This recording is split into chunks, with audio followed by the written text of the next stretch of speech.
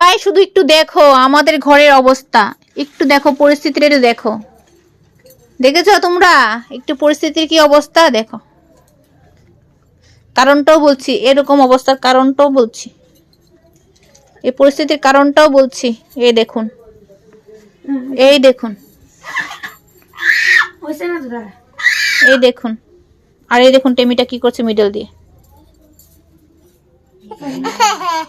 এই দেখুন আমার গুলো, এটাকে দেখুন সবার আগে। দেখি মা, তোকে একটু ভালো করে দেখা তো, চুলগুলি সরাতো মা, একটু চুলগুলি সরাতো, একটু সবাই দেখুক। হ্যাঁ দেখি।